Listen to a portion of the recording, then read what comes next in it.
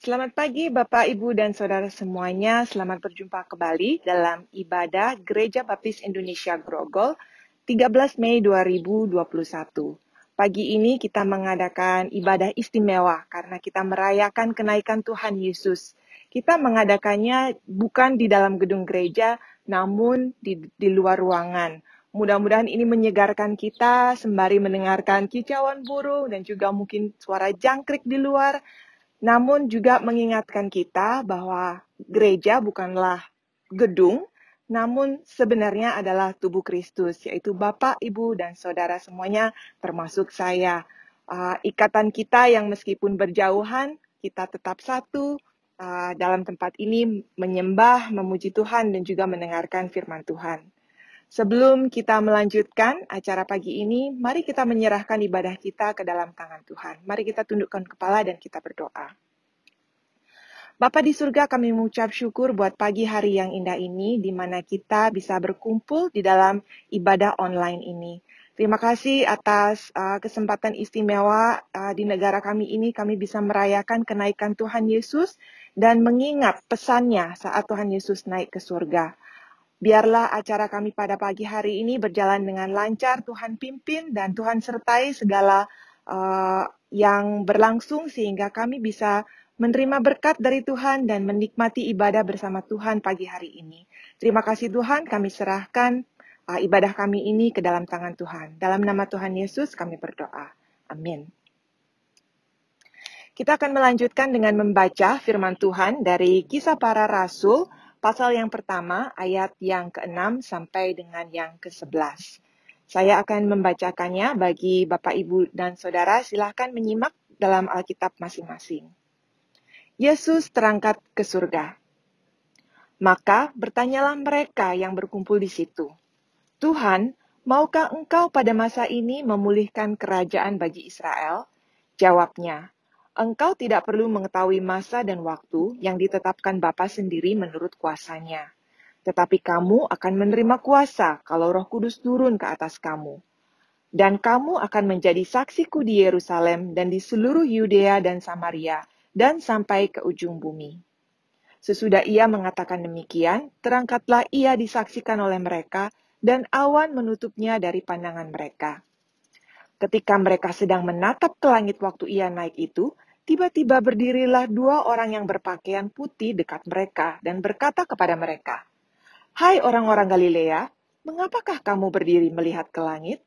Yesus ini, yang terangkat ke surga meninggalkan kamu, akan datang kembali dengan cara yang sama seperti kamu melihat dia naik ke surga.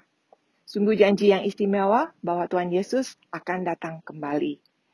Kita akan menyanyikan satu pujian, Tinggikan Dirimu. Pujian ini akan dipimpin oleh saudari-saudari kita, Karissa dan Felisa.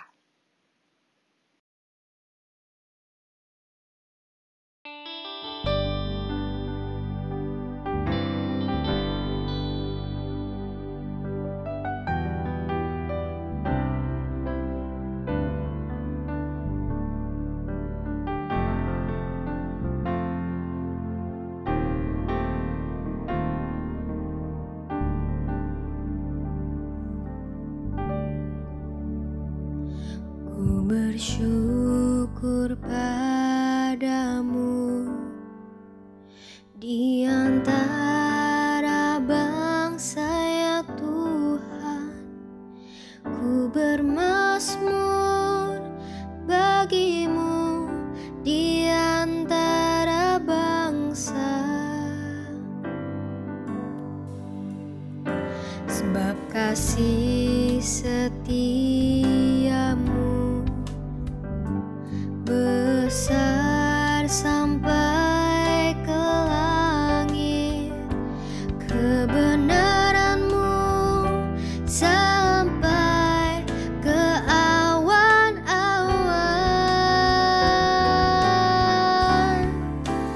Tinggikan dirimu mengatasi langit,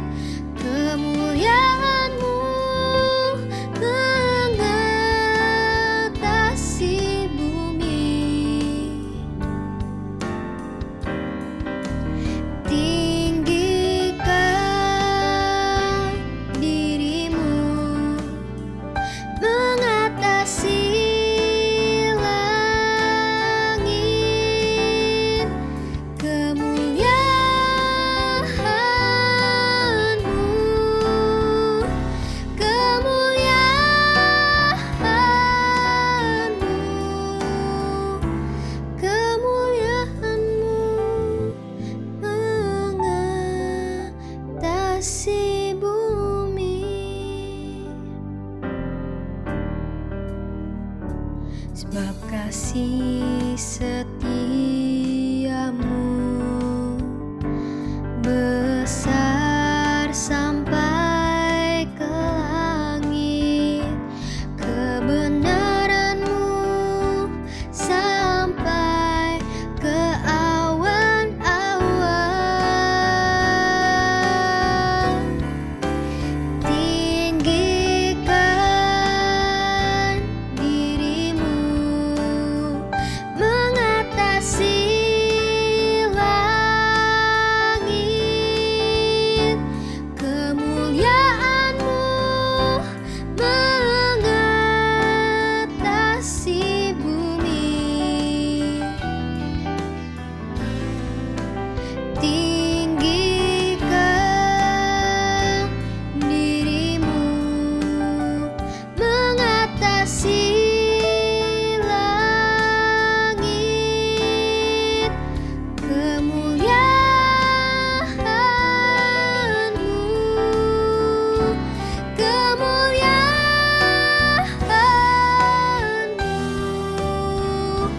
kemuliaanmu mengatasi bumi.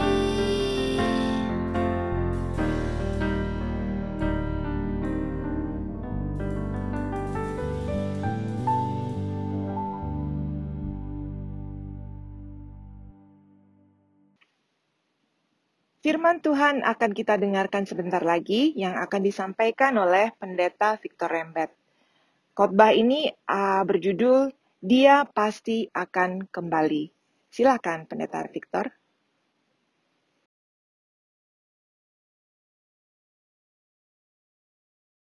Salam damai, Ibu Bapak sekalian dan semua sidang jemaat yang dikasihi Tuhan. Kita kembali lagi dalam peringatan kenaikan Tuhan Yesus naik ke surga. Sudah 1 tahun berlalu, kita bersama-sama menghadapi sepanjang tahun ini. Dari hari kenaikan Tuhan Yesus yang tahun 2020 sampai ke sekarang. Kita dihadapkan kepada satu pernyataan, yaitu Dia pasti kembali. Ini adalah tema yang diberikan untuk kita tahun ini ketika kita justru menghadapi banyak ketidakpastian. Tapi dalam tema Dia pasti kembali, pertama ada kepastian, yang kedua ada pengharapan. Ayat firman Tuhan yang diberikan kepada saya untuk berbagi dengan Bapak Ibu adalah dari Kisah Para Rasul 1 ayat 6 sampai dengan 11, di mana Lembaga Alkitab Indonesia menuliskan Yesus terangkat ke surga. Maka bertanyalah mereka yang berkumpul di situ, ayat 6, Tuhan maukah engkau pada masa ini memulihkan kerajaan bagi Israel? Jawabnya, engkau tidak perlu mengetahui masa dan waktu yang ditetapkan Bapa sendiri menurut kuasanya. Tetapi kamu akan menerima kuasa kalau Roh Kudus turun ke atas kamu, dan kamu akan menjadi saksiku di Yerusalem dan di seluruh Yudea dan Samaria dan sampai ke ujung bumi. Sesudah ia mengatakan demikian, terangkatlah ia disaksikan oleh mereka, dan awan menutupnya dari pandangan mereka. Ketika mereka, para murid-murid itu sedang menatap ke langit, waktu ia naik itu tiba-tiba dari sana juga, dari langit berdiri 2 orang berpakaian putih dekat mereka dan berkata kepada mereka, "Hai orang-orang Galilea, mengapakah kamu berdiri melihat ke langit? Yesus ini yang terangkat ke sorga meninggalkan kamu, akan datang kembali dengan cara yang sama seperti kamu melihat dia naik ke sorga." 2 orang itu yang dikatakan oleh penulis Kisah Para Rasul mengatakan bahwa dia pasti kembali. Yesus yang mati, dibangkitkan, bertemu dengan banyak orang selama 40 hari, kemudian dia naik ke surga dan ada sebuah janji, dia pasti kembali. Sebuah ungkapan yang paling terkenal dalam sejarah, mungkin ungkapan pasti kembali ini dikatakan oleh seorang bernama Jenderal Douglas MacArthur. Dia adalah panglima perang Amerika di Perang Dunia Kedua di daerah Pasifik. Pada waktu tahun 1942 dia kalah dari Jepang, keluar dari Filipina. Ketika dia akan keluar, Dia mengatakan sesuatu, perkataan yang luar biasa. Dia katakan, I shall return, atau artinya saya akan kembali. Ada sebuah harapan, tapi waktu itu tidak ada seorang pun yang bisa memastikan.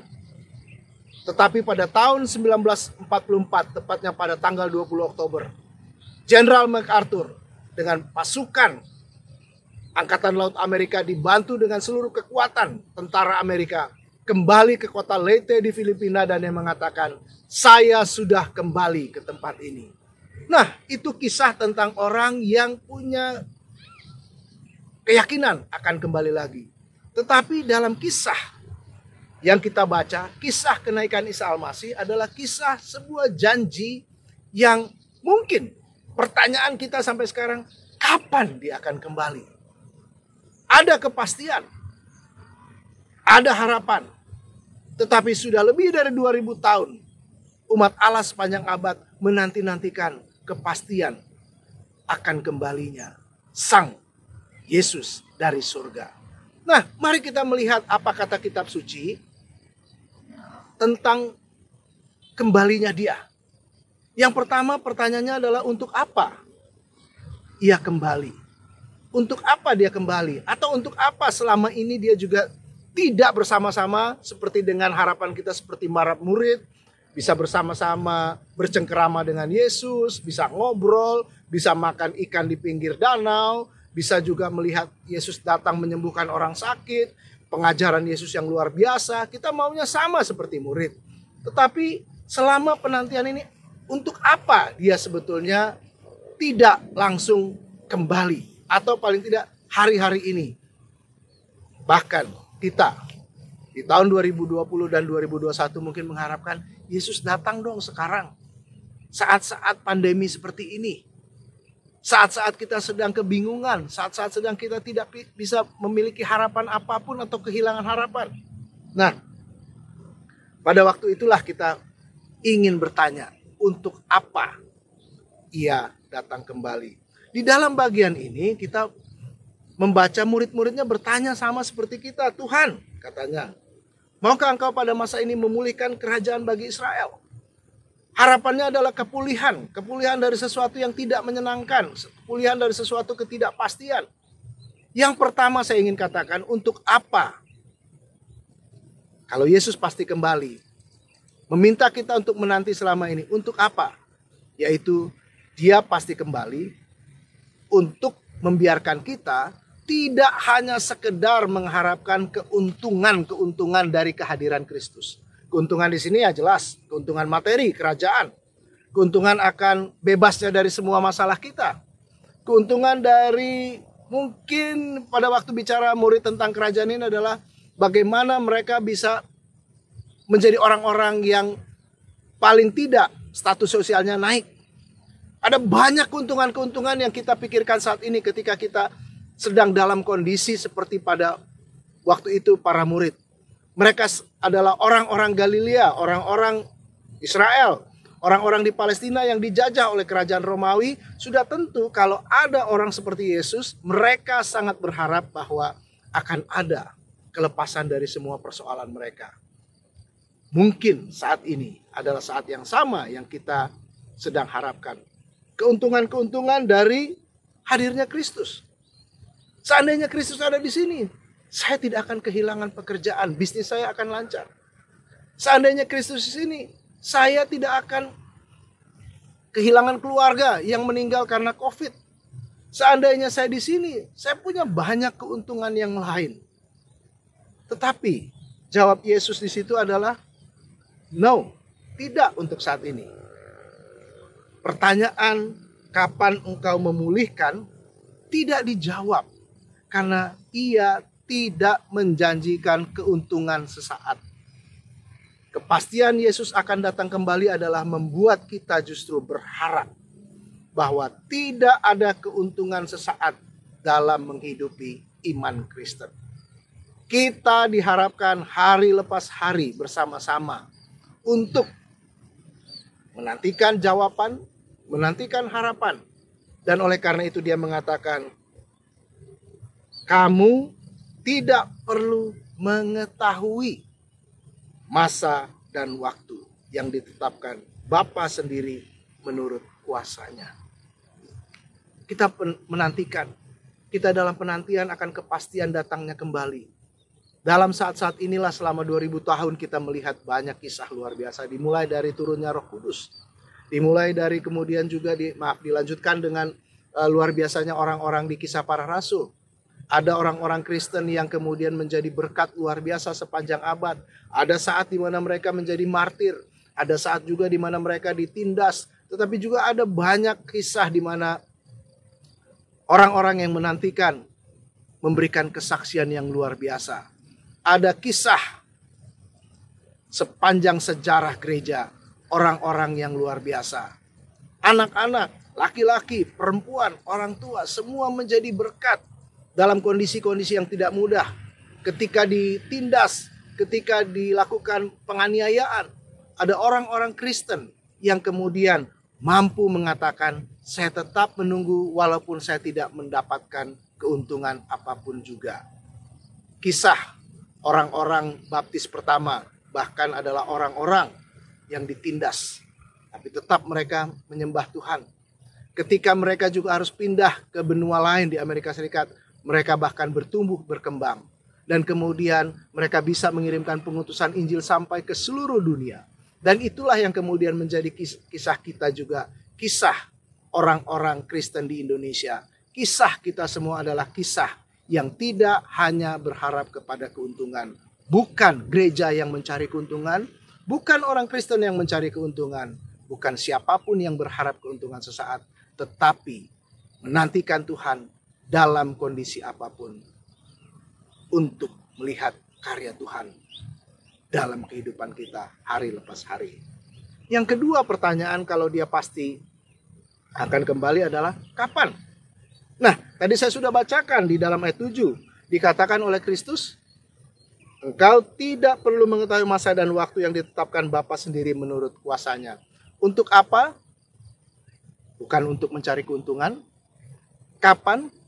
Tidak ada seorang pun yang bisa mereka-reka kapan dia akan kembali. Ini persoalan kita. Ada orang-orang yang kemudian berusaha melihat bagaimana kapan Yesus akan kembali. Dan itu terjadi juga sepanjang sejarah gereja. Ada berbagai macam sekte. Bahkan baru-baru ini di Indonesia pun, bukan baru-baru ini ya, mungkin sekitar belasan tahun yang lalu di Bandung ada orang-orang yang kemudian sudah menjual harta karunnya dan bersiap-siap untuk mati naik ke surga.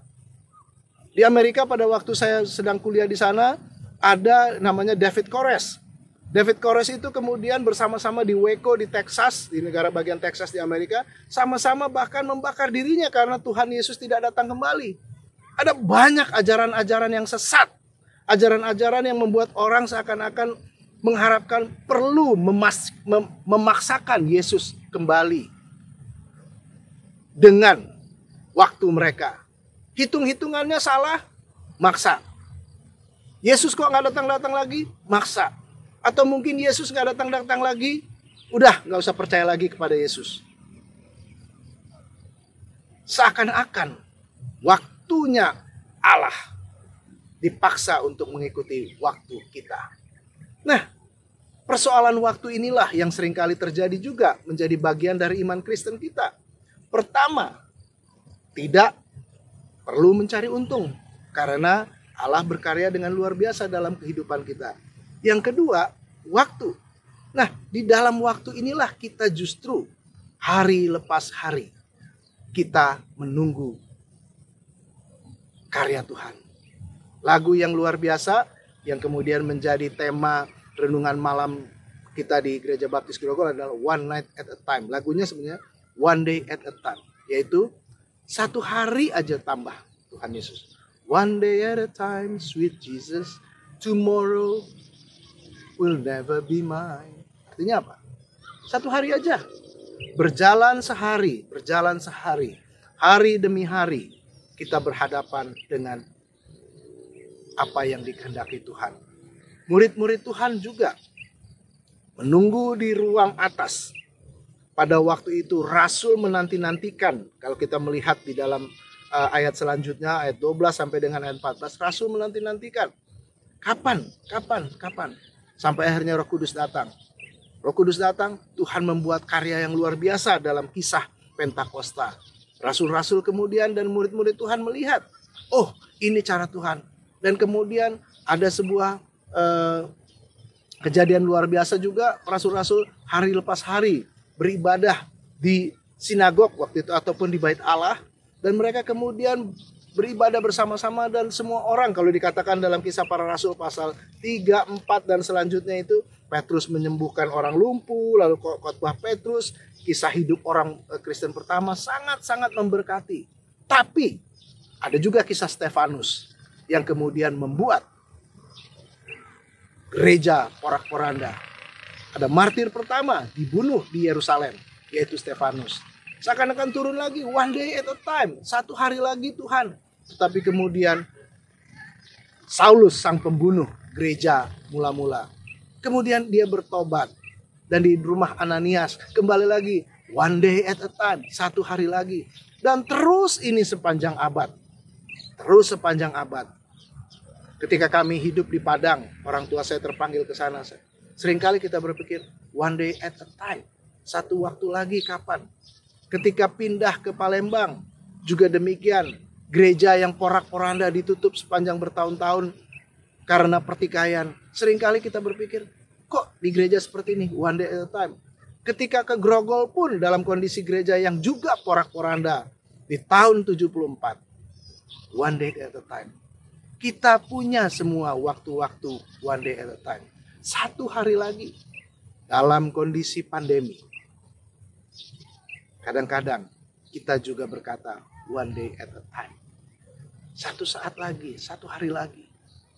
Ketika kita sedang terkena penyakit, kita sakit, satu hari lagi. Ketika mungkin orang tua dan anak-anak sudah bosan sekolah online ingin keluar, kapan ini akan berakhir?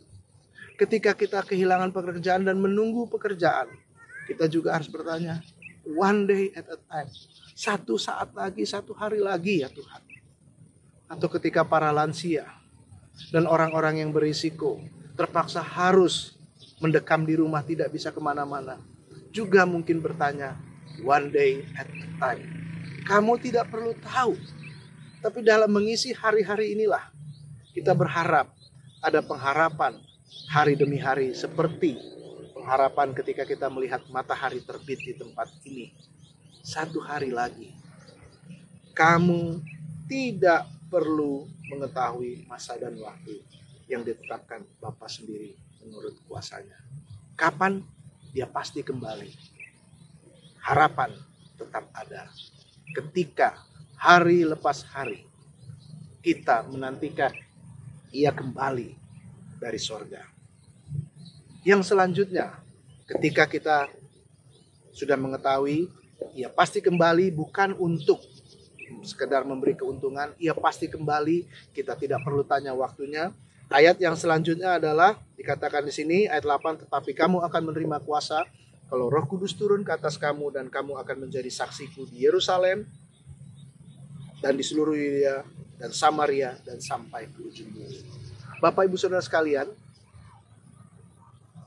hal yang ketiga adalah, kalau pertanyaan pertama untuk apa, kapan? Pertanyaan yang selanjutnya adalah why? Kenapa kita menantikan Tuhan? Kita menantikan Tuhan karena Ia ingin semua orang ini menjadi saksi dalam saat-saat penantian akan kepastian Ia datang kembali ke dunia.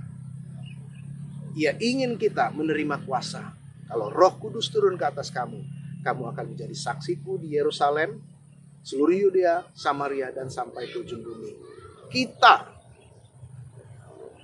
diperlengkapi untuk menjadi saksi. Kita diharapkan untuk menjadi saksi. Dan kita sudah dan akan selalu menjadi saksi Allah dimanapun kita berada. Kita diharapkan berdampak. Kita tidak tunggu hanya sekedar ongkang-ongkang kaki saja. Seperti kebanyakan orang yang berharap, biarlah Tuhan datang, saya nggak usah apa-apa, toh saya sudah punya tiket masuk surga. Saya nggak usah lagi melayani orang lain, saya tidak usah lagi melakukan hal-hal kebaikan. Di tempat pekerjaan pun saya bisa malas-malasan. Dimanapun saya nggak usah melakukan apapun juga, dan itu bukan yang dilakukan. Kembali kalau kita melihat kisah-kisah dalam kitab suci dan kisah sejarah gereja adalah kisah orang-orang yang terus-menerus dalam penantian melakukan yang terbaik. Ada kisah Sida-Sida ketika bertemu dengan orang Kristen, bertanya, ada aksi yang proaktif ketika menghampiri Sida-Sida itu, murid Tuhan Yesus. Kemudian ada juga aksi proaktif ketika Cornelius misalnya melihat dia perlu Tuhan, dan kemudian Petrus melihat dalam mimpinya dan kemudian hadir, proaktif, berdampak. Dan kemudian juga dikatakan ada jemaat di Filipi yang luar biasa, yang menurut Paulus sudah berbagi dalam kesulitan yang dihadapi Rasul Paulus. Dan kemudian keluar ayat yang luar biasa, segala perkara dapat kutanggung di dalam Dia yang memberi kekuatan kepadaku. Di dalam Filipi pasal 4 ayat 13. Itu bukan sekedar hanya Kristus yang seakan-akan tidak kelihatan, tetapi melalui umat Allah, jemaat di Filipi, Paulus dikuatkan. Paulus kemudian juga mendapat berkat. Dan masih banyak lain lagi kisah yang kalau kita ceritakan satu persatu, buku pun tidak cukup untuk menampung bagaimana umat Allah sepanjang abad melakukan karya-karya yang luar biasa di dalam kehidupan mereka. Saya punya banyak kisah, salah satunya adalah kisah seorang ibu yang selalu saya ceritakan, Ibu Badar. Ibu Badar tidak punya ijazah SD. Pelayanan saya di Lampung sangat dibantu oleh seorang ibu ini yang di dalam kesehariannya berkumpul di tempat dia tinggal, dia memperhatikan tetangga kanan dan kiri, dia kemudian tetap menunjukkan kasihnya walaupun dalam tanda kutip dicurigai atau tidak diterima karena imannya. Tapi Ibu Badar adalah seorang yang saya selalu ceritakan pernah menjadi orang yang bisa membuka kembali pos PI yang ditutup karena dia melakukan aksi-aksi kebaikan, saksi Tuhan di dalam kehidupannya dimanapun dia berada. Saya yakin juga banyak cerita itu. Tetapi ini adalah mengapa, menjawab pertanyaan mengapa, agar Tuhan memakai kita menjadi saksi. Waktu penantian kita panjang, dia pasti datang. Justru karena pengharapan dia akan datang, justru karena kepastian dia akan datang, kita mengisi hari-hari ini untuk menunjukkan bahwa kita adalah saksi Kristus. Kita bisa melakukan yang baik, kita terus melakukan yang baik. Ada banyak orang-orang di sekitar kita yang memerlukan kasih Kristus, jamahan kasih Allah. Kita tidak melihat siapa latar belakangnya, mau dia suku apapun, mau dia agama apapun, mau dia latar belakang sosial apapun, tetaplah berbuat baik, tetaplah menjadi baik bagi banyak orang. Dan kita tahu itu adalah pertanyaan mengapa dia belum kembali ke surga, memberikan kesempatan untuk kita semua, saudara dan saya, untuk tetap menjadi saksi Tuhan, yaitu berbuat kebaikan dengan iman dan juga karya, dengan firman dan juga dalam perbuatan.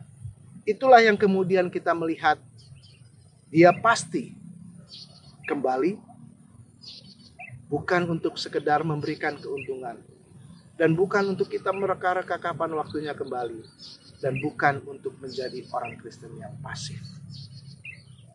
Sebuah lagu perjuangan yang mungkin kita ingat, Sepasang Mata Bola. Kita tahu syair itu dikarang dengan suasana romantik, tetapi itu adalah harapan ketika sepasang mata bola dari balik jendela. Kisahnya di kereta, sang prajurit akan berangkat berjuang dan sang gadis menantikan dia kembali. Ada perasaan yang luar biasa, harapan demi harapan bahwa sang prajurit akan kembali. Sepasang mata bola dari balik jendela.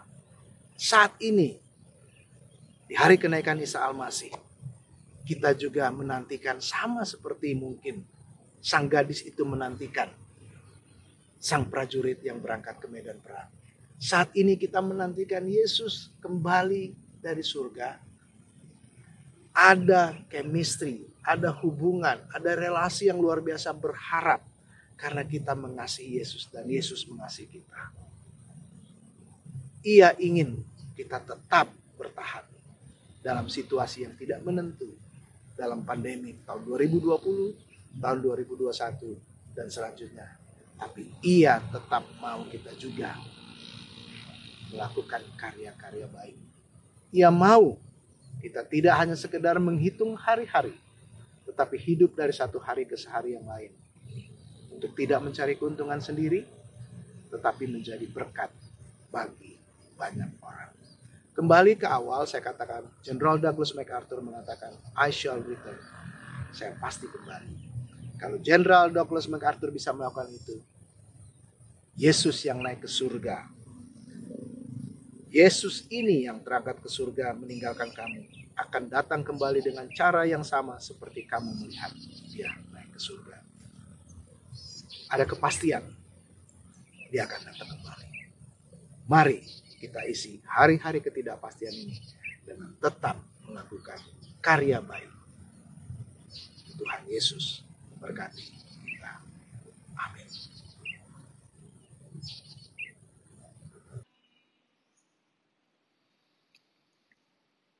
Terima kasih Pendeta Victor atas firman-Nya. Mudah-mudahan ini menguatkan dan mengingatkan kita semua untuk tetap menanti-nantikan Tuhan Yesus. Kita akan menyanyikan satu lagu, Mulia Sembah Raja Mulia, yang akan dibantu oleh Bapak Ridwan dan Jessica.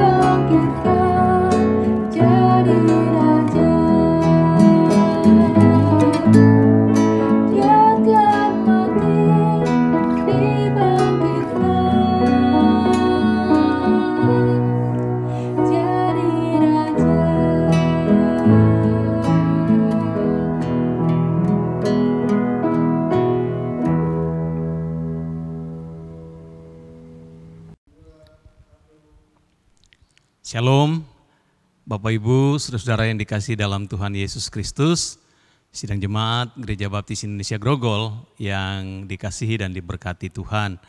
Hari ini kita bersyukur karena kita boleh bersama-sama merayakan, memperingati kenaikan Tuhan Yesus ke surga. Suatu tonggak penting dalam kehidupan Yesus Kristus ketika dia datang ke dalam dunia ini untuk menyatakan kasih Allah yang besar bagi kita. Dalam keberadaannya sebagai manusia, Yesus telah melayani dengan sempurna, bahkan memberikan nyawanya untuk menjadi tebusan bagi kita semua. Tapi kita bersyukur bersama-sama karena Yesus yang mengasihi kita, walaupun dia harus mati di kayu salib, tetapi dia telah bangkit dari kematian. Dan hari ini bersama-sama kita memperingati kenaikannya ke surga. Suatu penegasan tentang kebenaran adanya pengharapan yang kekal di dalam dia.